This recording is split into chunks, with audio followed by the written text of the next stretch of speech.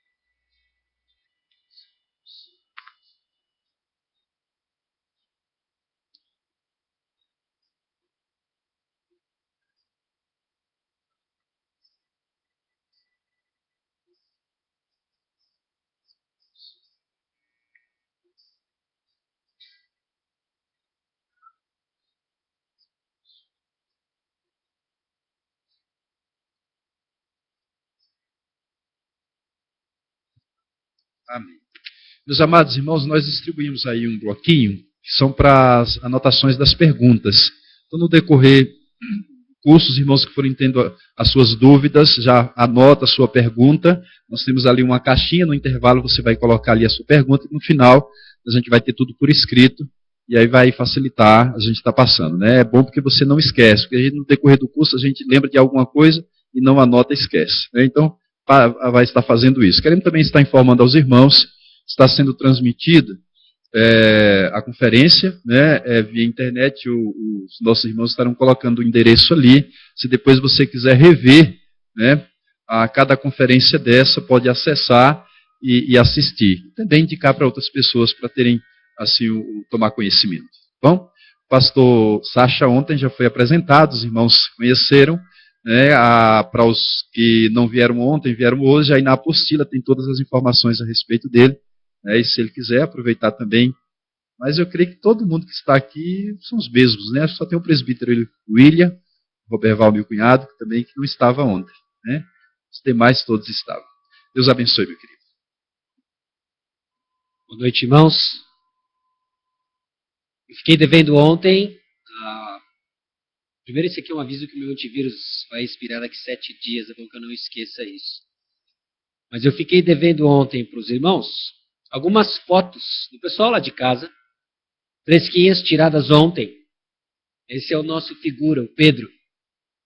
Ontem nós tivemos um tempo, não se engane, meus irmãos, esse sorriso aqui, ok? Isso foi logo depois de uma sessão de birra, em que nós, mais uma vez, ficamos em público, envergonhados e sem saber muito bem o que fazer. Conversamos com ele depois, tivemos um tempo gostoso. E é interessante porque foto às vezes não captura muito bem a personalidade das pessoas, né? Então nós tiramos várias fotos tentando mostrar a personalidade dele, né? Ele é uma criança alegre, uma bênção em nossa casa. Pedro, bicão do macacão, é isso que a gente tem. Pedro, bravo. É isso que a gente tem. Pedro, Diego. Não sei se você assistiu Era do Gelo. Esse é o Diego. Pedro, cara de sono. Pedro, assustado. Pedro, congelado. E ele ficou minutos assim. Isso que foi engraçado. Pedro imitando o Cid, do Era do Gelo. Nem vou dizer quem ensinou para ele, o Diego. E a minha esposa, e o nosso filho. Então, essa é um pouco da nossa família no longo do tempo, quando nós interagimos um pouco essa semana, que não seja simplesmente comunicação de conhecimento, mas a nossa comunhão, somos um em Cristo, é parte da nossa família. Alvo e qualificações do aconselhamento bíblico. Você tem as suas anotações. Nós vamos começar hoje à noite com o alvo do aconselhamento bíblico. Importante esta pergunta. É importante que você entenda e reflita sobre o assunto. Qual é o alvo do aconselhamento bíblico? Abra sua Bíblia no Salmo 1.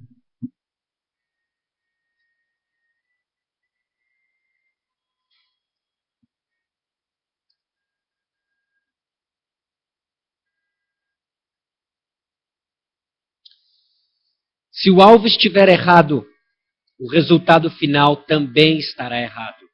Se você inicia um processo de aconselhamento bíblico com alguém com um alvo errado, o resultado final será errado. Qual é o alvo do aconselhado nessas várias situações? Pense nas situações em que você já esteve envolvido, que você já foi exposto, ou até que você já se envolveu como aconselhado. É impossível viver com meu marido, ajude-me a ter confiança e conseguir o divórcio.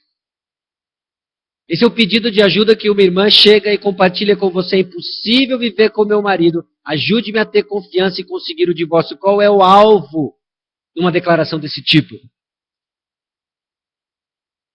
Se não livrar-se do problema, das circunstâncias.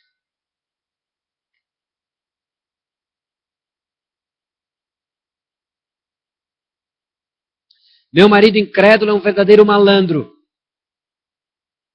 Meu marido incrédulo é um verdadeiro malandro. Eu preciso me livrar dele. Você tem de me livrar desta criança. Pastor, ele é impossível. Ele é impossível. Ele faz birra. Nunca vi uma criança que fizesse birra. Farei qualquer coisa para me livrar deste medo. Tira isso de mim, pastor. Eu dirijo nesse trânsito maluco de Brasília e quando vejo tenho ataques de pânico. Eu não quero mais isso. Eu quero alguma coisa que pare isso. Eu preciso ter meu marido de volta. Ele me deixou. Eu não consigo viver sem ele. Pastor, me dá receita. O que eu tenho que fazer para que ele volte? Irmão, o que eu preciso fazer para que ele volte? Qual é o alvo dessas pessoas? Deus não se deixará zombar ou ser posto em segundo plano, como colocado em Gálatas 6, 7. Você precisa entender o alvo do aconselhamento bíblico no trato com pessoas. Salmo capítulo 1, versículos 1 a 3. Bem-aventurado o homem que não anda no conselho dos ímpios, não se detém no caminho dos pecadores, nem se assenta na roda dos escarnecedores. Antes, o seu prazer está na lei do Senhor, e na sua lei medita de dia e de noite. Ele é como a árvore, plantada junto à corrente de águas, que no devido tempo dá o seu fruto e cuja folhagem não murcha. O que o homem bem-aventurado não faz? E conforme nós navegamos no Salmo capítulo 1, Salmo 1, tem de entender e relacionar isso com o alvo do aconselhamento bíblico. Ele não anda ou vive segundo o conselho contrário à palavra de Deus. Algumas das situações que nós vimos como exemplos são claramente contrárias à palavra de Deus. Como eu me livro do meu marido. Ok? Mas o homem bem-aventurado, ele não anda segundo o conselho contrário à palavra de Deus. E para isso é importante que ele entenda qual é a sua fonte de verdade. Como que você sabe o que você sabe? Qual a sua fonte de verdade? Tecnicamente, qual a sua epistemologia? Como você sabe o que você sabe? Como você adquire o conhecimento que você tem? Essa é uma pergunta importante. É uma pergunta que você tem que responder teologicamente. Você se lembra ontem da nossa pirâmide? É quando a teologia começa a fazer parte do seu aconselhamento. E você precisa ter alguma noção prática sobre a diferença entre revelação geral e revelação específica. Existe uma confusão muito grande quando esses dois campos não são muito bem definidos e você se vê perdido numa gama de informações que inundam suas dúvidas do coração. Revelação específica, revelação da palavra de Deus, ela não pode ser descoberta, nós não cremos numa descoberta específica chamada Bíblia, nos foi revelado por uma graça, nos foi revelado pela graça soberana de Deus, a nós eleitos em Cristo Jesus, e nos é dada a revelação específica em Cristo. Cristo Jesus, que é a chave para desvendar os mistérios deste universo. E nós temos também a revelação geral, não suficiente para salvação, mas suficiente para condenação. Os céus gritam de que existe um Deus criador, mas os homens suprimem o conhecimento de Deus, Romanos capítulo 1, e tornam-se então indesculpáveis. Revelação geral, então, ela tem um público universal. Revelação específica, ela tem um público específico. A revelação geral é dada a todos os homens. Revelação específica apenas para alguns. Revelação geral é informação sobre Deus. Revelação específica é revelação sobre Deus. E por que eu estou dizendo tudo isso? Porque é importante você entender o conceito de revelação geral, porque alguns têm usado ciências humanas que erram o alvo como revelação geral. Toda verdade é verdade de Deus. Talvez, em última análise, uma frase correta, mas muito perigosa, quando nós usamos essa frase para tratar os fatos aprendidos com a ciência como se fossem iguais ou tão importantes quanto a palavra de Deus. Muito cuidado quando declaramos toda a verdade é verdade de Deus, atribuindo isso a uma suposta ciência que nos faz goela abaixo seus métodos que não são científicos. Então adotamos uma série de práticas que erram o alvo de Deus. Devem ser submetidos à palavra. Lembre-se da pirâmide. O que você crê sobre a palavra de Deus agora vai fazer toda a diferença. Ela é o que ela diz ser. Essa é uma afirmação teologicamente, então, perigosa. Uma afirmação filosoficamente perigosa, que precisa ser vista com muito cuidado, antes que nós abracemos certas verdades que não são tão verdades assim. E o perigo disso é que vozes perigosas sempre prevaleceram. Não sei se você para pensar muito sobre isso, sobre a incursão de doutrinas perigosas na igreja, se você se atenta ao fato de que lobos entram no aprisco, e aí você chega à conclusão de que nós vivemos dias terríveis, mas não se esqueça de que isso não é privilégio da nossa época, privilégio entre aspas. Foi assim durante toda a história do cristianismo, foi assim no século I, foi assim na época do apóstolo Paulo, e é a razão pela qual ele escreveu muitas das epístolas, combatendo o erro, defendendo a sã doutrina. Cuidado, o problema do engano é que ele engana. O problema do engano é que ele engana. Vozes perigosas sempre prevaleceram. Agora, o que o homem aventurado não faz?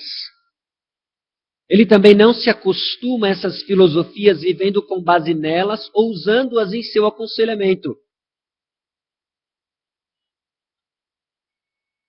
Abra sua Bíblia em Colossenses capítulo 2.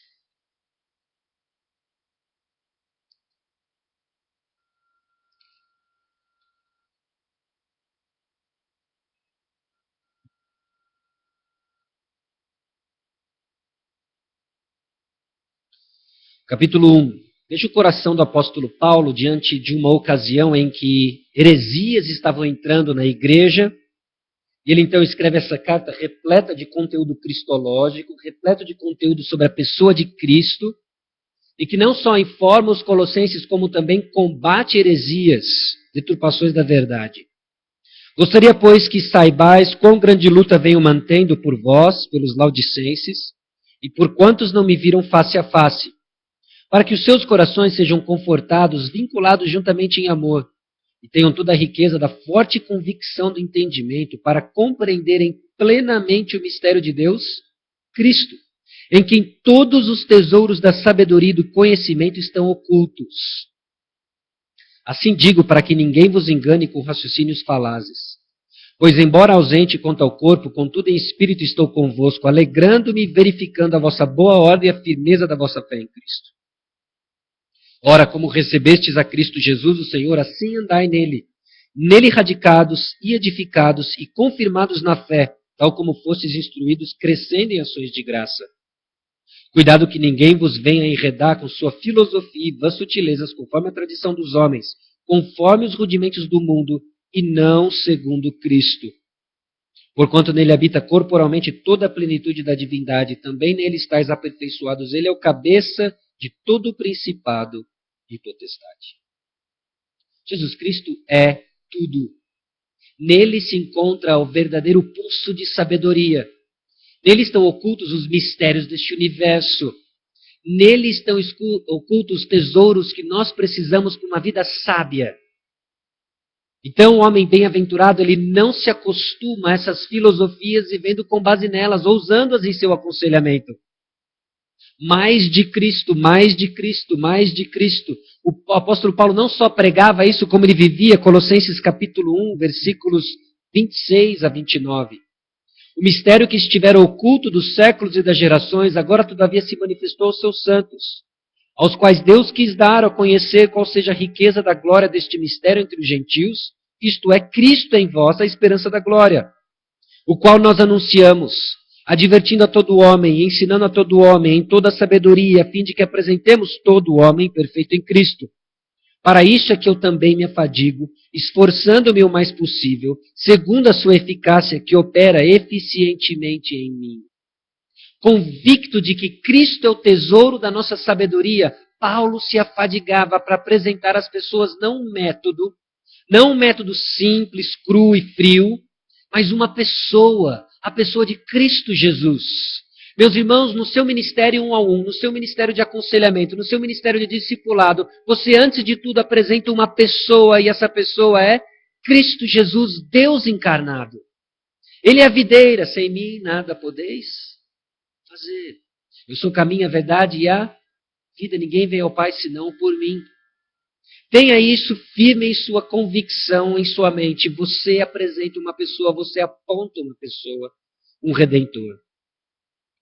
Não se acostume com filosofias, vivendo com base nelas, ou usando-as em seu aconselhamento. Note que nós não queremos ficar atacando pedra ou diminuindo o que pessoas têm tentado fazer, bem motivadas, bem intencionadas, mas nós não fazemos isso às custas de exaltar o nosso Redentor, Cristo Jesus. Cristo Jesus. Quando nós entendemos quem Cristo é e o peso da sua palavra, não resta dúvidas. Todo joelho se dobrará, toda língua confessará que Jesus Cristo é o Senhor. Pare e pense um pouco nessa verdade. Charles Darwin vai se curvar diante do Senhor Jesus Cristo.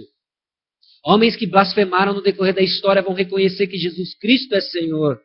No momento tarde demais de suas histórias, mas eles vão reconhecer, ninguém vai ter dúvida que Jesus Cristo é a revelação exata de quem Deus é.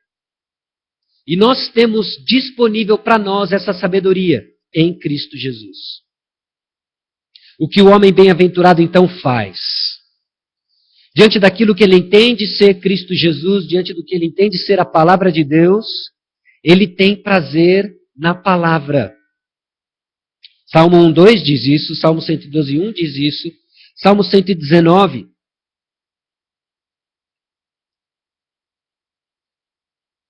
Versículo 50.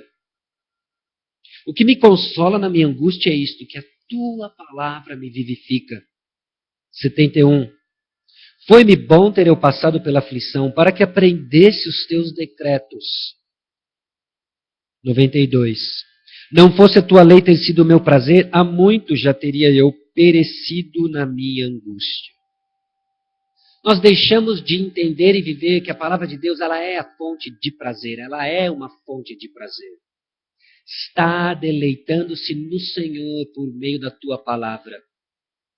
A palavra de Deus nos aponta ao nosso Redentor e nele nós podemos nos regozijar.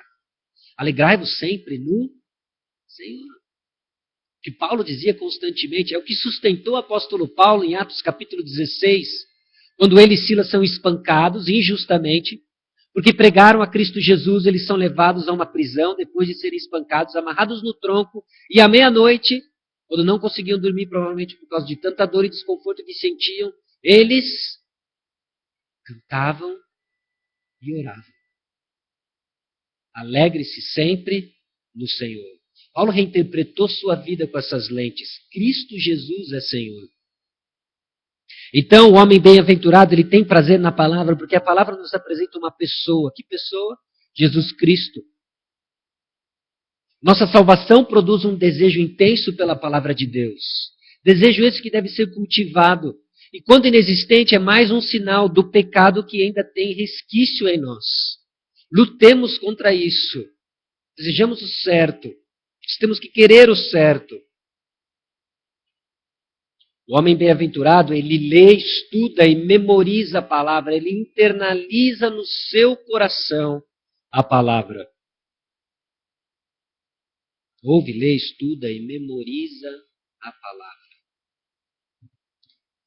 Se você é casado, eu não sei como é que foi o seu período de namoro, mas eu imagino que existem algumas coisas que nos é comum a todo esse processo. Okay? Os vislumbres, prestando atenção nos pequenos jeitos. Ela me encanta até quando ela tem um pouquinho de maionese no canto da boca. Né? As pequenas coisas que faziam diferente, tiravam o seu suspiro. Quando ele toma coca na reunião dos jovens, né? Solta aquele outro, tão lindo. Tudo aquilo que te irrita hoje era o que mais te encantava. É engraçado isso, né? Mas você começa a prestar atenção nos pequenos detalhes, porque você ama, você estuda, você quer saber, você quer conhecer mais. Você investe tempo com a pessoa.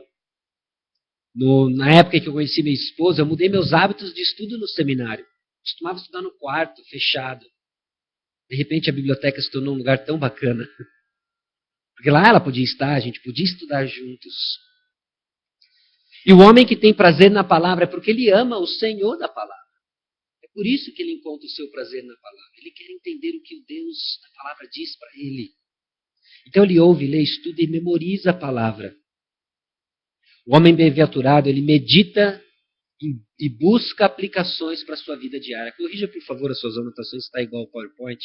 Ele medita e busca aplicações para a sua vida diária. A palavra de Deus é um livro vivo. Ela nos confronta, ela nos conforta, ela é como um espelho. E nós vemos nossa situação e buscamos nela aplicações para a nossa vida. Nós queremos mais de Cristo. Mais de Cristo. Então ele ouve, lê, estuda e memoriza para adquirir conhecimento e obedecer. Obedecer. Não se trata de mero conhecimento.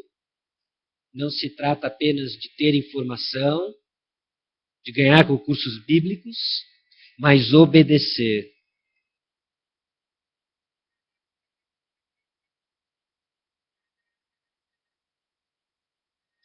Seus passos são planejados. O homem bem-aventurado tem os seus passos planejados. Hoje nós vivemos uma época de pouca intencionalidade cristã. Vivemos um estilo de vida, deixa a vida me levar.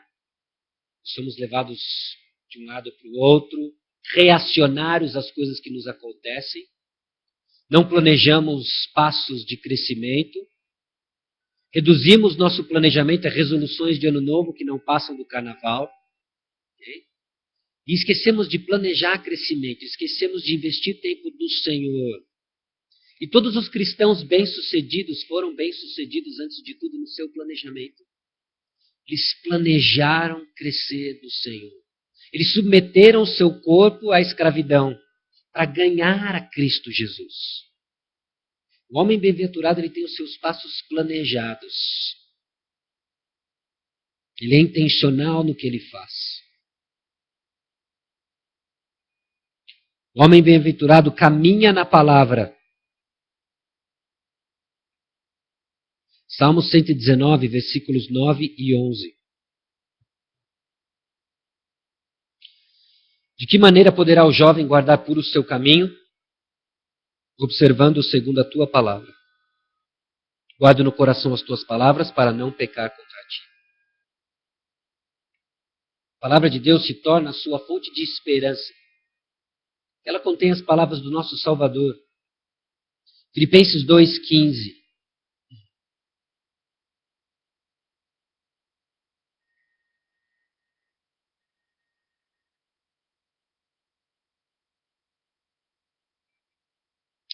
A para que vos torneis irrepreensíveis e sinceros, filhos de Deus inculpáveis no meio de uma geração pervertida e corrupta, no qual resplandeceis como luzeiros no mundo, perseverando a palavra da vida, para que no dia de Cristo eu me glorie que não corri em vão, nem me esforcei inutilmente. O homem bem-aventurado, ele cresce irrepreensível porque ele preserva a palavra de Deus, a palavra da vida.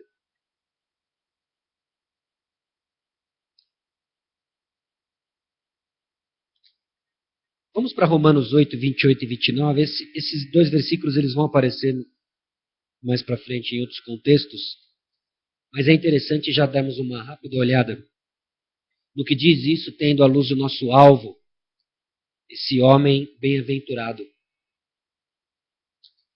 Romanos 8, 28, mundialmente conhecido entre os evangélicos, sabemos que todas as coisas cooperam para o bem. Normalmente, como é que este versículo é aplicado e usado?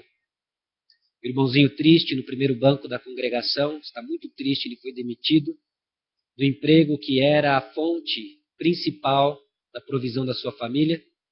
Irmãozinho bem intencionado coloca os seus braços ao redor do irmão e diz: irmão, não fique triste, vamos orar. Eles oram juntos. Todas as coisas cooperam para o bem. Okay? Amém? Amém. É Bíblia. Todas as coisas cooperam para o bem. Meu irmão, você perdeu o emprego, mas aguarde. Steve Jobs morreu. Seu lugar ficou vazio. E Deus está preparando para você algo muito especial. Aguarde, colha a bênção, meu. Todas as coisas cooperam para o bem. Do outro lado da igreja, a irmãzinha está chorando. Os seus 16 anos de idade, sua primeira desilusão amorosa. Irmãozinho bem intencionado, coloca os braços ao redor dela, ora com ela e diz: todas as coisas cooperam para o bem. Tom Cruise está vindo ao Brasil. Calma, Deus tem um príncipe para você. Todas as coisas cooperam para o bem. Fez duas aplicações bobas, mas que ilustram como normalmente nós enxergamos este versículo. Interpretamos o bem de acordo com a nossa própria cobiça. Não é verdade? Eu perdi o emprego, Deus está preparando algo melhor, eu não gostava mesmo do meu chefe. Quer saber? Ele vai ser demitido, eu vou entrar no lugar dele. E interpretamos o bem de acordo com a nossa própria cobiça, porque nós desconsideramos o versículo 29. Sabemos que todas as coisas cooperam para o bem daqueles que amam a Deus, daqueles que são chamados segundo o seu propósito. Porquanto aos que de antemão conheceu, também os predestinou para serem conformes à imagem de seu Filho, a fim de que ele seja o primogênito entre muitos irmãos. Todas as coisas cooperam para o bem daqueles que amam a Deus, e o bem maior é ser como Cristo. Talvez o irmãozinho que perdeu o emprego nunca mais vai arrumar um emprego. Eu não sei o que Deus tem para ele. O que eu posso afirmar com certeza é que ele está usando isso para o bem dele. E esse bem é conformá-lo à imagem de Cristo.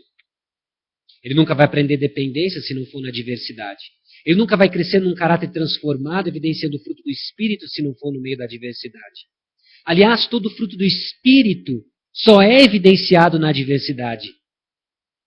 Como vamos conhecer amor? Só no meio do ódio. Como iremos conhecer paz? Só no meio da contenda. Como iremos conhecer alegria, se não for no meio das infelicidades? Porque demonstrar alegria em meio a circunstâncias favoráveis, meus irmãos, o ímpio faz e faz muito melhor do que nós.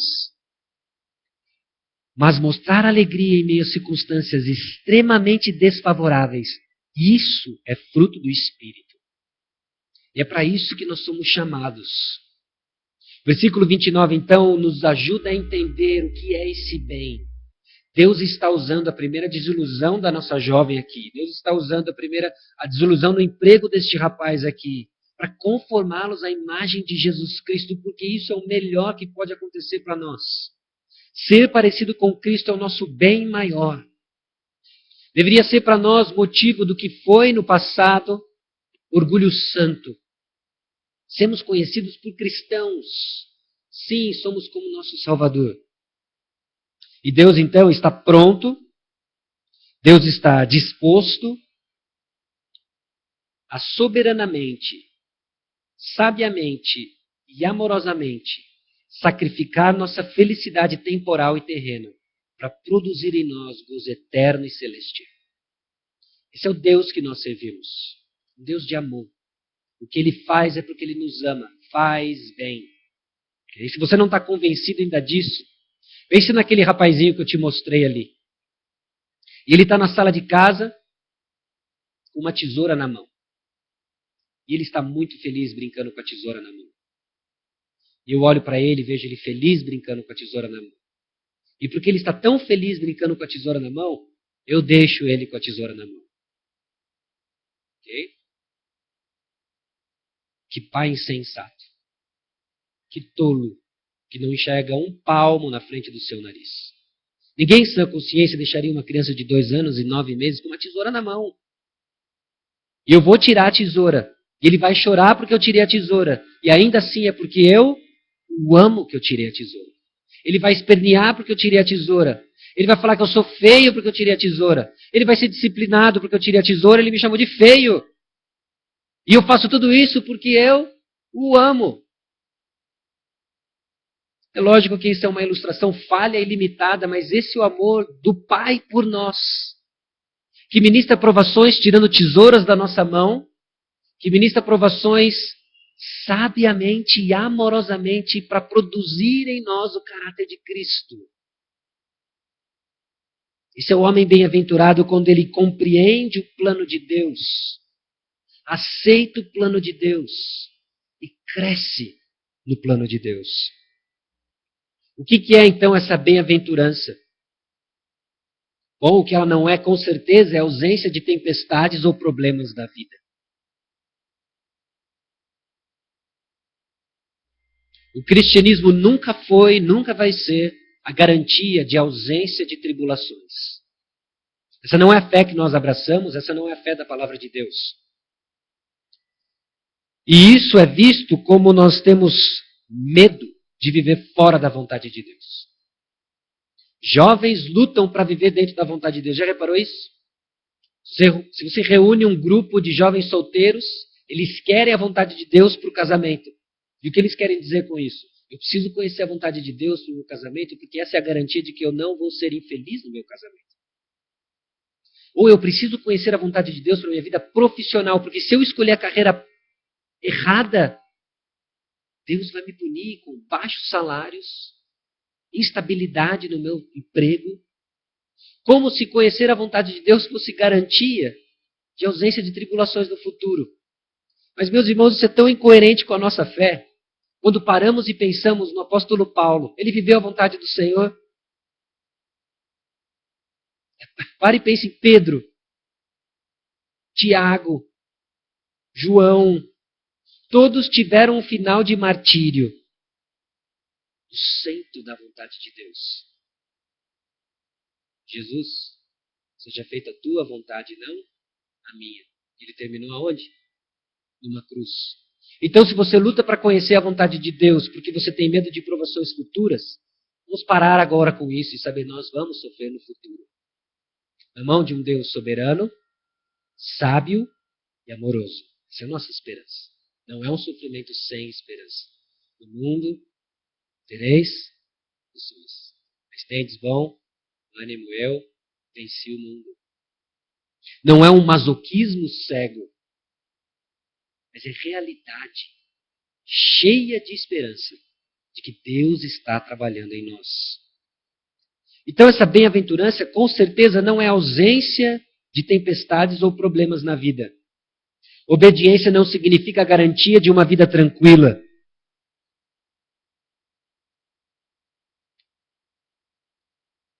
Muito pelo contrário, pode ser o início de muitos problemas. Essa bem-aventurança, então, é o ser o tipo de pessoa que agrada a Deus em todo tipo de circunstância. A preocupação de Paulo constantemente, 2 Coríntios capítulo 5, versículo 9, é ser agradável ao Senhor. O alvo do aconselhamento bíblico, então, não é livrar pessoas de suas circunstâncias ruins. Não é fazê-las com que elas se sintam bem, tirá-las do estado deprê. Às vezes o estado deprê que ela esteja seja muito bom e o primeiro passo de mudança, quando ela finalmente alinhou culpa, fato, com culpa, sentimento. Deus alinhou sua consciência, agora está se sentindo mal. Você deveria se sentir muito mal mesmo pelo que você fez. porque o que você fez é sério. Mas o Deus que nos pune em justiça, que nos disciplina, também nos restaura em amor. Então entramos com a mensagem de amor e restauração. Mas o nosso alvo é sermos pessoas que agradam o Senhor. Em meio a um casamento difícil com um marido que é malandro, como você pode agradar o Senhor? Em meio a filhos que são rebeldes, filhos que não escutam a palavra do Senhor, como você pode ser ainda assim um pai que agrada ao Senhor? Porque só você vai responder diante de Deus pelo bem e o mal que tiver feito por meio do corpo. A chave para isso, então, é uma vida controlada e bem direcionada pela palavra de Deus. O que nos direciona, o que nos controla, o que nos define é a palavra de Deus. Porque ela expressa a vontade de Deus. Porque nela encontramos informações sobre Jesus Cristo. Note, às vezes eu não quero soar como um bibliólatra, né? Cristo é maior que a palavra. Cristo é maior que a Bíblia. Vamos pôr dessa forma. Mas tudo que você for conhecer sobre Cristo está na Bíblia. Ok? Por isso, então, a Bíblia tem um valor central para nós. Porque é nela que nós obtemos as informações e conhecemos mais de Deus.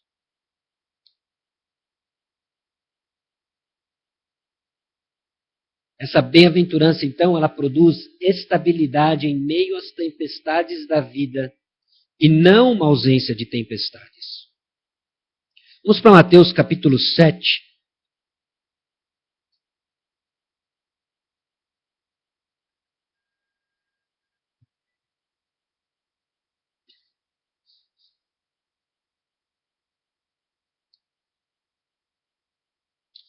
Versículos 24 a 27, quando Jesus está finalizando o Sermão do Monte, ele lança uma parábola de exortação num contexto até de juízo. Todo aquele, pois, que ouve estas minhas palavras, a partir do versículo 24, Mateus 7. Todo aquele, pois, que ouve estas minhas palavras e as pratica, será comparado a um homem prudente que edificou sua casa sobre a rocha. E caiu a chuva, transbordaram os rios, sopraram os ventos, e deram com ímpeto contra aquela casa que não caiu porque fora edificada sobre a rocha. E todo aquele que ouve estas minhas palavras e não as pratica, será comparado a um homem insensato que edificou a sua casa sobre a areia. Caiu a chuva, transbordaram os rios, sopraram os ventos e deram com ímpeto contra aquela casa e ela desabou, sendo grande a sua ruína. Jesus contrasta aqui dois tipos de ouvintes, dois tipos de pessoas. E tem a rocha e a areia. O que é a rocha?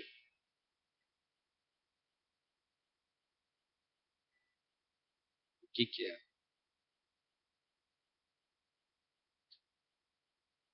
Talvez eu tenha um entendimento diferente aqui, porque nós carregamos rocha com outras palavras, outras passagens que falam de Jesus como a rocha.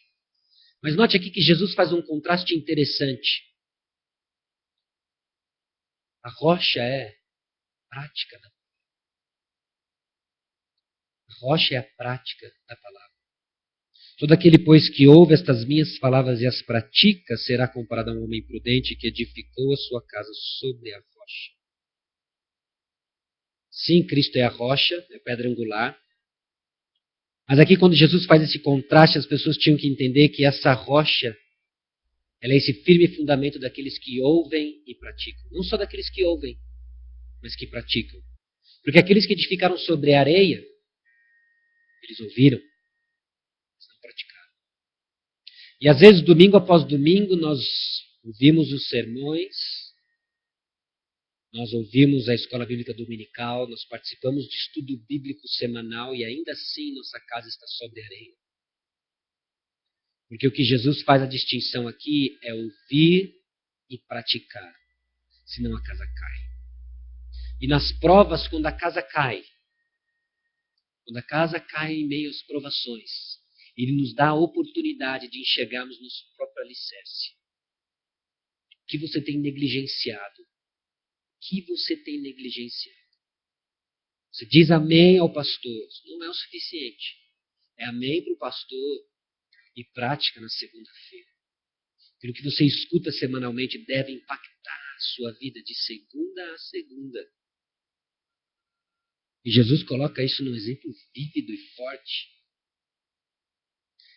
mostrando que essa bem-aventurança de vivermos a palavra de Deus, de colocarmos em prática a palavra de Deus, produz estabilidade em meio às tempestades da vida, não uma ausência delas. Porque a mesma chuva, os mesmos rios que se transbordaram, os mesmos ventos que sopraram, soprou contra a casa na rocha e contra a casa na areia. O que a bem-aventurança produz? Bem-aventurança produz fruto em meio a essas tempestades e pressões da vida. Interessante, ontem nós falamos um pouco sobre o sol, que endurece o vaso e amolece a cera. Esse mesmo sol faz secar a árvore com uma raiz ruim, e é o sol que é energia para a árvore de raiz boa, o seu processo de fotossíntese, e para que ela tenha e obtenha o seu alimento. O mesmo sol, a mesma prova que levam alguns a duvidar da existência de Deus, porque eles ouvem, mas não põem em prática a palavra de Deus, é o sol, é as provas que produzem as mais belas pérolas do cristianismo. É sob pressão que as pérolas se formam, que os frutos se tornam evidentes, que o mundo para e fala, Deus está sendo glorificado. Porque em meio a circunstâncias adversas, o povo de Deus glorifica o nome dele.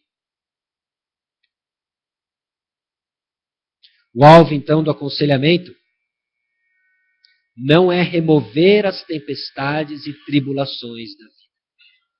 Você não tem esse poder, mesmo se tivesse, não poderia exercê-lo. O alvo não é esse, não é remover tempestades e tribulações da vida. Lógico que, como igreja, nós temos o papel de aliviar pressões, de servir, amar, demonstrar amor. Mas o alvo no aconselhamento não é mudar o marido malandro de uma esposa em prantos.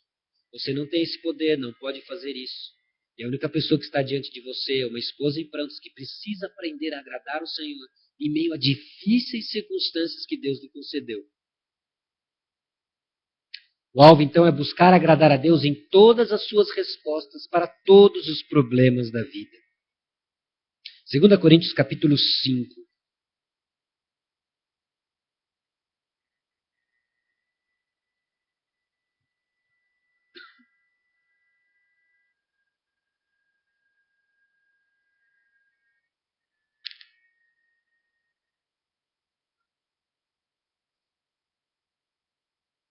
Versículo 9. É por isso que também nos esforçamos, quer presentes, quer ausentes, para lhes ser agradáveis. Paulo se esforça, quer presente no corpo, quer ausente no corpo, para ser agradável ao Senhor. Paulo está determinado a querer agradar ao Senhor mais do que ele quer respirar. E isso que deve motivar o seu aconselhado, é isso que nos deve motivar a viver, agradar o Senhor. Aquele que nos comprou da escravidão do pecado para sermos escravos de Deus, de Jesus Cristo, é Ele quem nós devemos agradar, nosso novo Senhor. Um Senhor diferente. Nós somos escravos de um Senhor diferente, que não só nos chama de escravos, mas também de filhos, de amigos, de co-herdeiros em Cristo Jesus. Este é o Pai que nós servimos, esse é o nosso Senhor. Agradar a Deus tornando-se mais semelhante ao Senhor Jesus Cristo, como resultado direto das tempestades e problemas. Tiago capítulo 1 coloca, tendes por motivo de grande alegria passardes por várias provações. Porque provações são boas? Não. Se eu pudesse e tivesse o poder, eu daria para todos vocês uma vida sem provações. Eu escolheria para mim uma vida sem provações. Pare e pense um pouco nas provas que você já passou, nas difíceis provas que você já passou. Acho que todos aqui já têm história de vida o suficiente para ter momentos em que você chorou. Você se colocou diante de Deus. Foi difícil. Veja se eu estou errado. coincidentemente, foi o momento que você esteve mais perto do seu Salvador. Você quer passar de novo aquilo? De jeito nenhum. Você troca o que você aprendeu por qualquer outra coisa? De jeito nenhum. Esse é o processo que Deus desenhou e projetou para nos sermos mais semelhantes. Temos comunhão com os seus sofrimentos. Por que o sofrimento? Não sei. Por que Deus não escolheu ir a parques de diversão como um processo de nos tornar mais semelhantes com seu filho? Eu não sei. Mas é eficaz. É eficaz. E Deus nos purifica de tudo aquilo que não se parece com Ele por meio das provas. E é interessante que existe um consolo nos versículos 16 a 18. Não sei se nós falamos sobre isso ontem. 2 Coríntios 4, 16 a 18. No dia das dúvidas, vamos dar uma olhada. Por isso não desanimamos, pelo contrário, mesmo que o nosso homem exterior se corrompa, contudo o nosso homem interior se renova de dia em dia.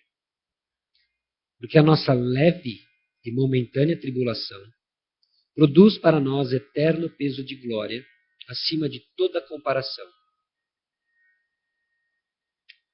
Versículo 17 ele chama leve e momentânea tribulação.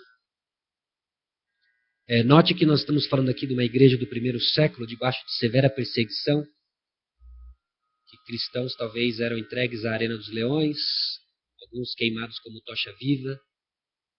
Paulo chama tudo isso de leve e momentâneo.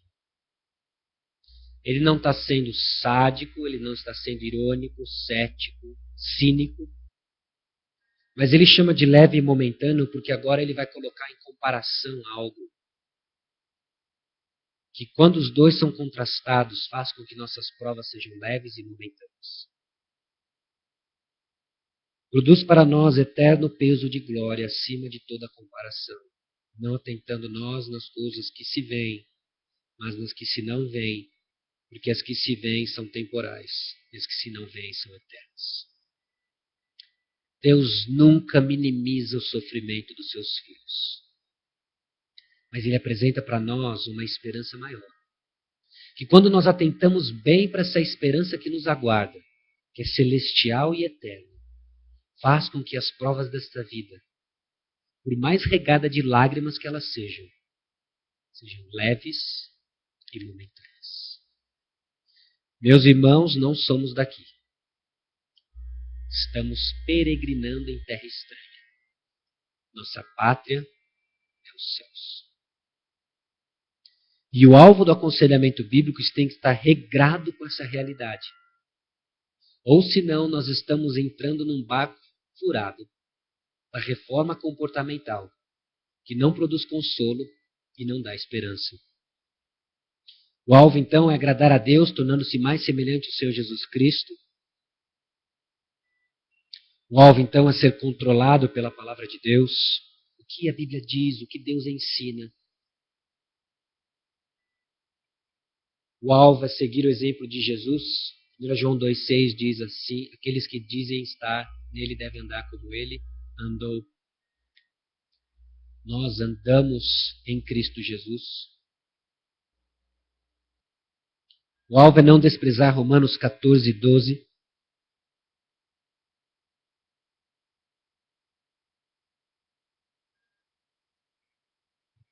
Assim, pois, cada um de nós dará contas de si mesmo a Deus. Chame o seu aconselhado à responsabilidade de que ele vai prestar contas a Deus pelo que ele e ela fazem. O alvo é tornar-se mais semelhante a Cristo, é ser o tipo de pessoa que agrada a Deus. O alvo é agradar a Deus, ser o tipo de pessoa que agrada a Deus, tornando-se semelhante a Cristo. Esse é o alvo do aconselhamento bíblico. Hebreus 11, 6.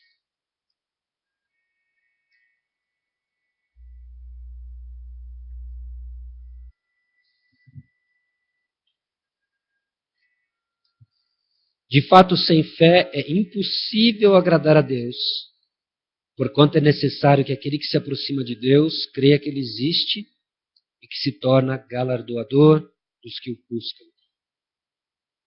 Impossível agradar a Deus sem fé. E em meio a provas, em meio às consequências do pecado, o que mais carecemos da graça do Senhor Jesus Cristo, apropriada pelos óculos da fé. Assim nós enxergamos que existe algo que nos aguarda, que é celestial e eterno. Amém? Alguma pergunta, algum comentário, alguma reação ao que nós vimos até agora? Nós estamos 8:55 e prestes a um intervalo de 10 minutos para encerrarmos o nosso tempo hoje às 10. Ok? Alguma pergunta, Dilcilei?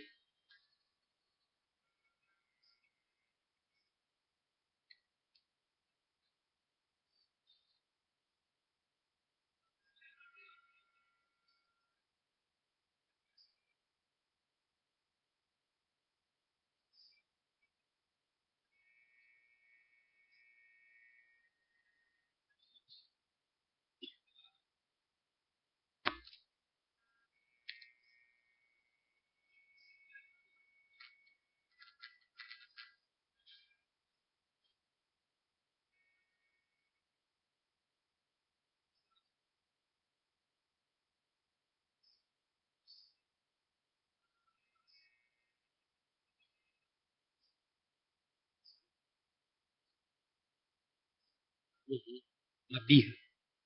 Trata-se de uma birra. Né? Às vezes eu fico pensando um pouco. Todo mundo ouviu o que o Dilcilei colocou? Okay.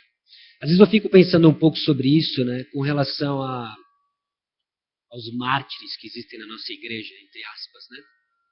O pessoal que vai para a igreja se arrastando. Difícil ser crente. Então eu vou para a igreja. Senhor e senhora emburrados, Mutleys evangélicos. Lembra do Mutley? Aquele cachorro emburrado do desenho animado da Corrida Maluca.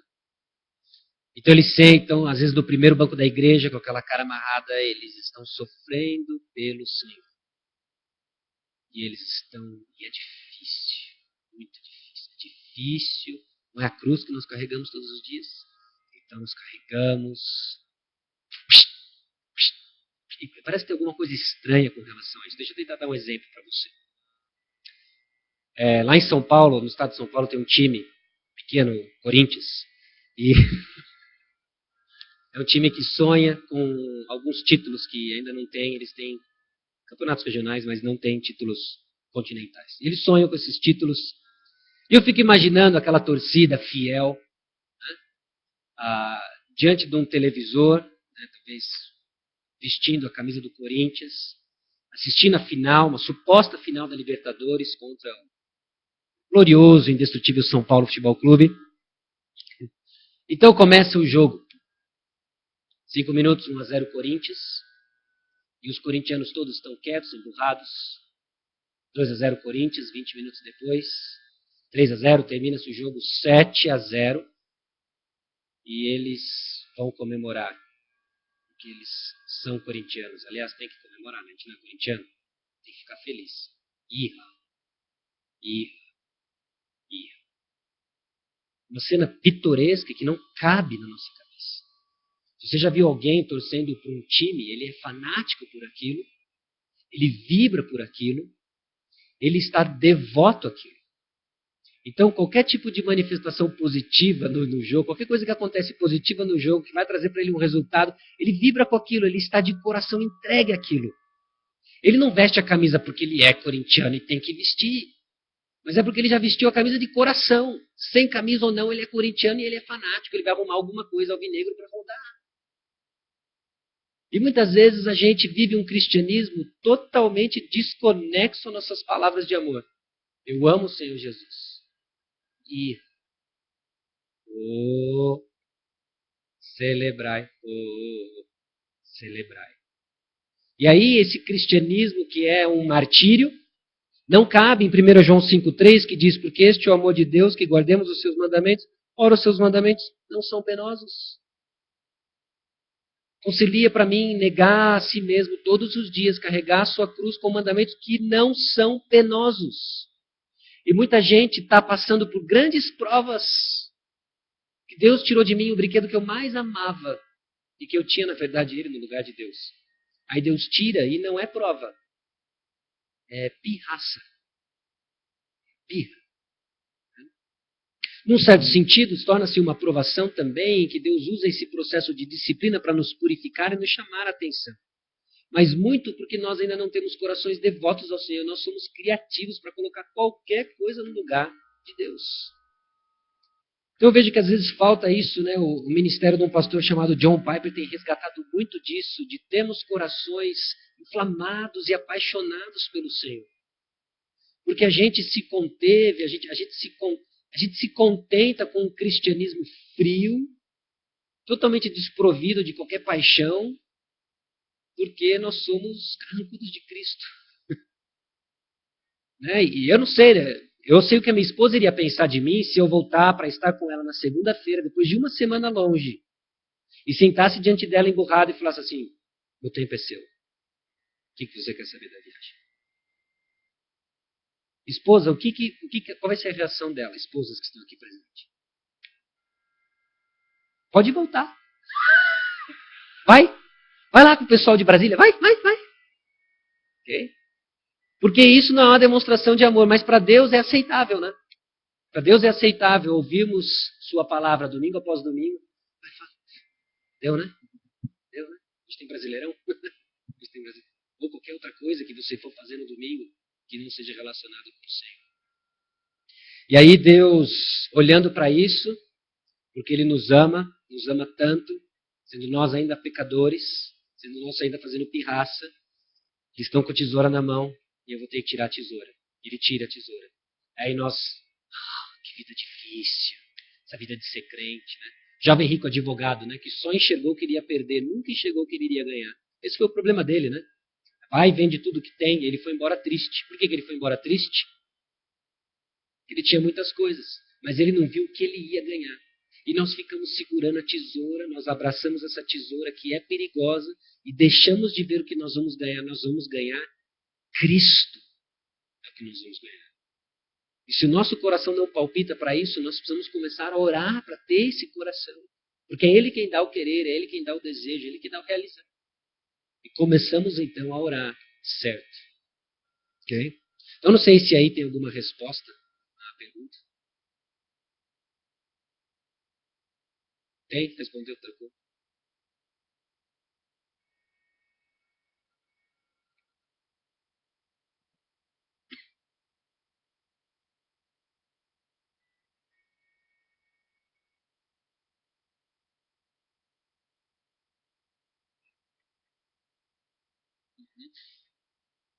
Note, né? Não tirar a pessoa do estado que ela está. O que eu estou querendo dizer é que a nossa tarefa como conselheiros bíblicos não é remover circunstâncias. O que acontece? Deixa eu tentar dar um exemplo. Né? Aquele exemplo da esposa, meu marido é um malandro. Tem um jeito no meu marido. O problema é sempre o que está fora de mim. São circunstâncias. Nós temos a tendência de falar que o nosso problema são as circunstâncias. Os problemas não são as circunstâncias revelam o real problema que está onde? No nosso coração. Sobre tudo que se deve guardar, guarde o seu coração, porque dele procedem as fontes de vida. Okay? Alguém num cemitério chorando, isso não quer dizer que nós vamos deixá-la lá. Agrade o Senhor agora no túmulo. Lembra-se que a Bíblia ela é abrangente no seu conselho, né? E até pela natureza do nosso tempo aqui, não dá para a gente abranger todos os tópicos, mas a Bíblia tem alguma coisa do tipo chorar com os que choram, pegar com os que se alegram. Nós estamos falando de uma irmã que acabou de perder o seu marido de forma brutal, e ela está no cemitério, ela está chorando. Nós podemos chorar com ela? Existe espaço no cristianismo para lágrimas? Muito espaço. Nós não devemos e não podemos negar isso. Essa compaixão de chorar. Jesus chorou, Jesus modelou compaixão para nós. Nós compaixamos, nós modelamos para ela. No decorrer do seu processo de acompanhamento dessa irmã, você nota que existe um luto exagerado. Não exagerado em sua dor, mas existe um luto em que tirou dela o foco que deveria ser a sua vida, agradar ao Senhor. Ela agora está trancada no seu quarto, Ela não faz mais nada a não ser ver álbuns antigos de fotos. Ela não fala de mais nada a não ser do seu marido que passou. Ela não quer fazer absolutamente nada. Ela deixou de ser aquela senhora vibrante na igreja. Ela deixou de ser aquela mulher que servia na igreja, porque agora ela está enlutada para o resto da vida. Aí é o tempo de mostrar para ela, você não pode trazer o seu marido de volta. Ninguém tem esse poder aqui. Né? Nós não podemos mudar suas circunstâncias. Mas nós podemos apontar para elas uma esperança, nós devemos apontar para ela uma esperança, que Jesus Cristo é a nossa ressurreição, e de que ela ainda tem uma responsabilidade, até o dia em que ela se unir a Ele, no jazigo, né? Humanamente falando, de agradar ao Senhor. O que agrada ao Senhor. Então, é nesse sentido que eu estava falando, que nós não temos o poder de remover circunstâncias. Não é o nosso foco.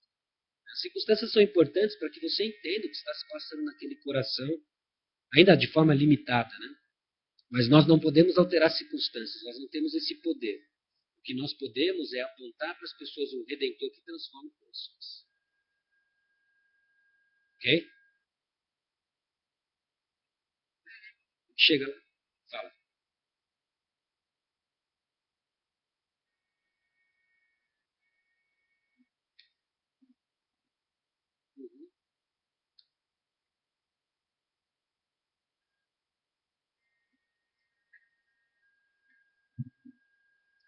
Tem de todo tipo, né? Das mais bizarras às mais sutis, né? Mais bizarras, pastores que praticam regressão, hipnose, e existem pastores fazendo esse tipo de coisa, sem fundamento bíblico algum, uma coisa cruel com as pessoas, e que tira do pastor a sua qualidade de cuidador de alma por meio de um cajado que se chama Palavra de Deus, né? E transforma ele num especialista. Agora a palavra de Deus, que supostamente equipa para toda boa obra, ela deixa de ser completa, porque ele só está completo se ele somar técnicas, sem querer ser desrespeitoso, mas bizarras, de hipnose, de regressão, impondo às pessoas quase que ao ridículo, em que elas se veem chorando, numa posição fetal, tentando entrar em contato com, sei lá, os traumas uterinos, enquanto ela estava num período gestacional e etc. Então existem essas manifestações um pouco até bizarras com relação ao cuidado de pessoas, como também coisas sutis, como mencionamos ontem, da autoestima, né? Que você tem que se amar para poder amar pessoas. Então, você nunca vai conseguir amar alguém se você não se amar primeiro. Então vá ao shopping, tenha um banho de lojas, ou você precisa ter um tempo para você mesmo antes, se dê valor. Você está assim porque não estão te valorizando. Né? E a Bíblia nunca coloca ênfase nenhuma. Eu não sei se você saiu daqui convencido ontem ou não, mas todos nós nos amamos, já nascemos assim, com essa propensão incrível de nos amar. Ninguém jamais odiou sua própria carne, diz Efésios capítulo 5. Então existe isso, existem outras coisas do tipo celebrando recuperação. Não sei se vocês já ouviram falar desse programa. Celebrando recuperação são 12 passos para a recuperação, baseado muito naquilo que são os alcoólicos anônimos, que teve um início que foi um pseudo-cristianismo, né? Foi algo, usando até o termo do Paulson, né, que o Dilcilei comentou, descristificado. Né? Então eles pegaram a Bíblia, usaram como um manual de transformação, tiraram Cristo da jogada e montaram então os 12 passos do alcoólico anônimo. Que muda pessoas? Muda. Acho que talvez todo mundo já conheceu alguém que passou por esse programa, ou conhece alguém que passou por esse programa e que deixou de beber. E aí as pessoas, está vendo? Funciona. Mas trata-se de um pragmatismo em que transforma a pessoa de algo para algo. E elas nunca deixam de ser alcoólatras, né? Ela sempre é, oi, meu nome é fulano de tal, sou alcoólatra e não bebo há 397 dias. A Bíblia nos fala de algo mais poderoso. Ela fala, tais fostes alguns de vós, 1 Coríntios capítulo 6. Né? Então, esse programa do Alcoólico Anônimo veio numa versão gospel, né? O Celebrando Recuperação, que são 12 passos para a transformação. E é interessante quando eles se reúnem, eu vi alguns vídeos de uma igreja que tem esse programa, né? E pessoas de fato têm encontrado mudança, mas algo não soa bem quando meu nome é Ciclano, eu sou imoral, viciado em pornografia e não vejo um site pornográfico há 7 anos. Isso não é a esperança que Jesus Cristo nos deixou. Ele nos deixou experiência de transformação completa. Livres do domínio do pecado, não da presença dele, mas livres do domínio do pecado. Nossa identidade está em Cristo, não no nosso pecado.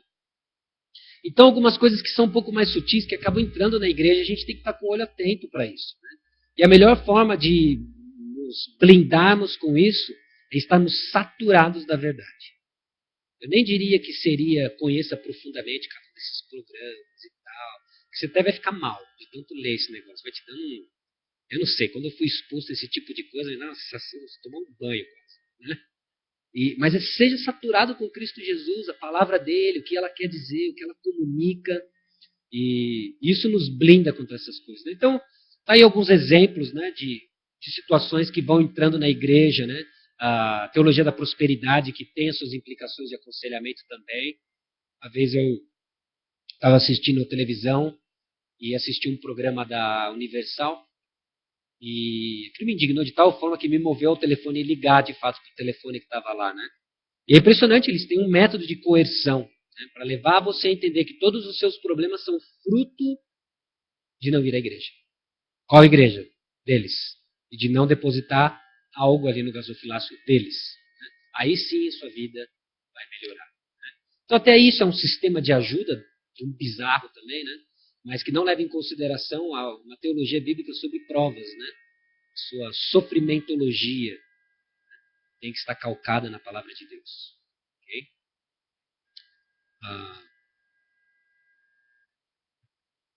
Mais alguma coisa antes da gente partir para o...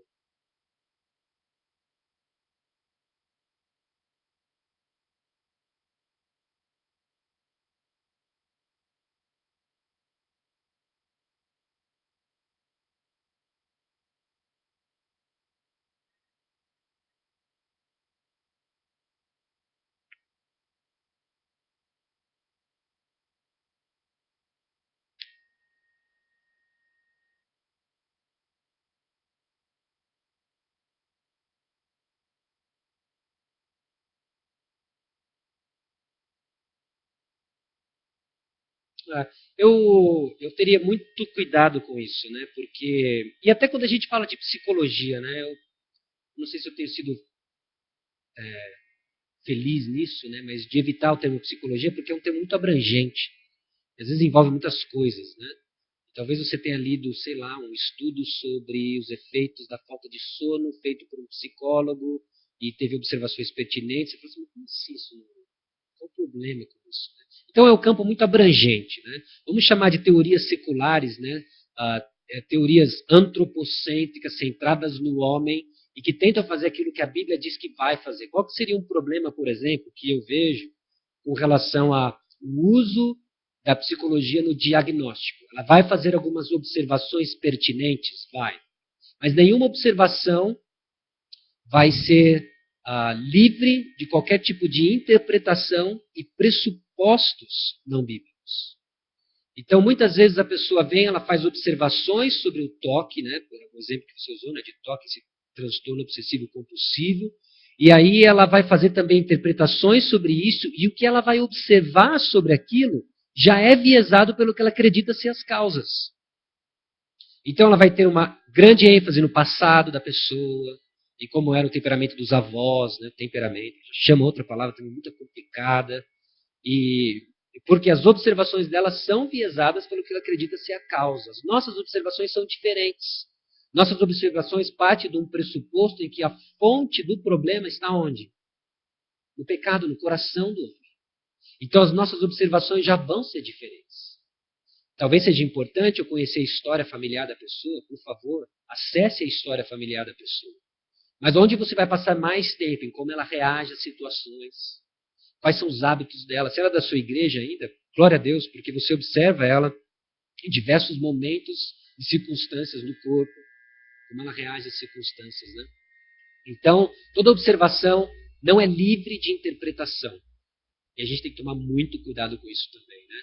E é sedutor, né? Porque, puxa, eu posso pegar um pouquinho desse sofisticado aqui, né?